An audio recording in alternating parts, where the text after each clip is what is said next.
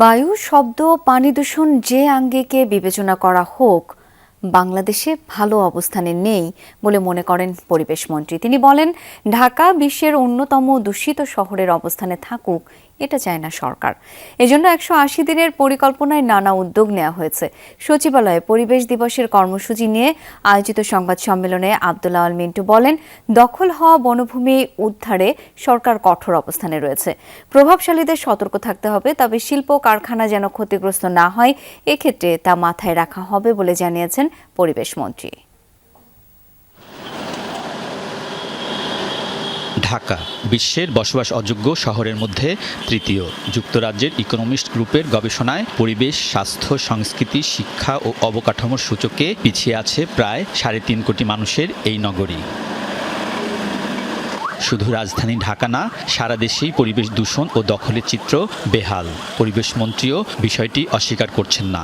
বলেছেন, বসবাসযোগ্য বাংলাদেশ গড়তে 5 বছরে 25 কোটি বৃক্ষ রোপণ করা হবে। এর মাধ্যমে 3.5 লাখ নতুন সবুজ কর্মসংস্থান ও 10,000 নার্সারি উদ্যোক্তা তৈরি করা হবে। প্রতিটি জেলা ও মহানগরে বর্জ্য ব্যবস্থাপনা আধুনিক করা হবে। প্রধানমন্ত্রীর নির্দেশ অনুযায়ী রাজধানীর প্রত্যেক ওয়ার্ডে খেলার মাঠ তৈরি করা হবে।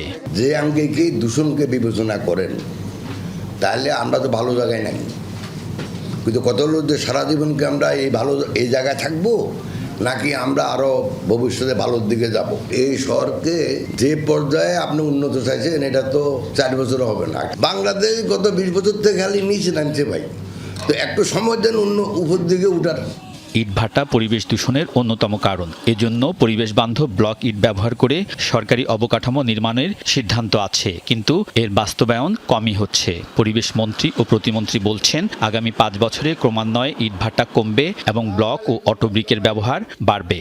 ব্লকের যে চাহিদাগুলো আছে, সেগুলো কিন্তু অনেক বেশি এখন ইফেক্টিভ। তো অনেকগুলো রাস্তা আছে যেগুলো ব্লক দিয়ে করা সম্ভব।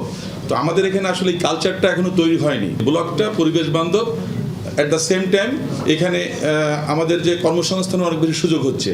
অনেক জায়গায় সংরক্ষিত ও অভয়ারণ্য দখল করে শিল্প কারখানা হচ্ছে, কোনো কোনো বন উজাড় করে নির্মাণ করা হচ্ছে সরকারি স্থাপনা। পরিবেশ মন্ত্রী বলছেন, এক্ষেত্রে সমন্বয় করে অবৈধ দখল উচ্ছেদ করতে চায় সরকার।